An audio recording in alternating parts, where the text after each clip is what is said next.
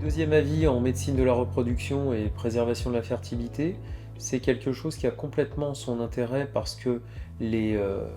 pratiques et les stratégies thérapeutiques peuvent varier d'un cas à l'autre et pour un même cas, on peut parfois être pas forcément totalement d'accord sur les stratégies de prise en charge. En effet, il n'y a pas toujours des guidelines absolus pour dire qu'il faut absolument aller vers telle ou telle technique et donc ce qui fait que ça laisse une part à la subjectivité pour le médecin de dire bon bah là dans cette situation je préférerais aller par exemple plutôt vers des inséminations intra-utérines ou plutôt directement vers la fécondation in vitro. Donc ça, c'est tout ça qui explique que le deuxième avis a toute sa place. Et la deuxième chose qui est particulièrement intéressante dans notre spécialité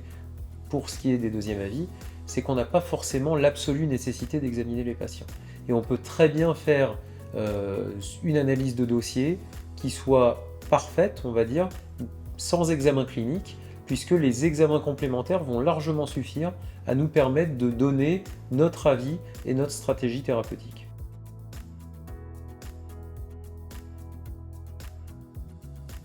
Alors, les deuxièmes avis, classiquement, peuvent être proposés ou peuvent se voir indiqués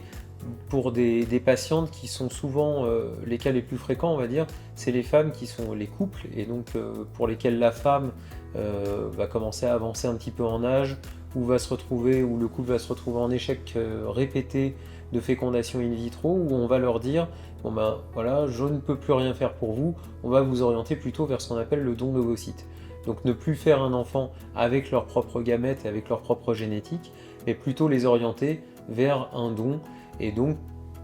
c'est souvent une annonce qui est assez compliquée à recevoir pour les couples, et donc on va dire de manière caricaturale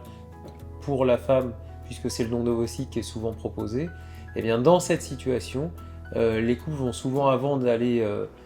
changer totalement de projet, parce que c'est un projet qui est finalement totalement différent, vont vouloir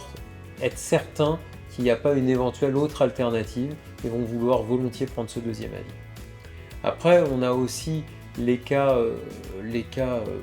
compliqués dans le cadre de l'endométriose, et l'endométriose pose le problème de à la fois la fertilité et le problème de la qualité de vie en rapport avec les douleurs concéphales.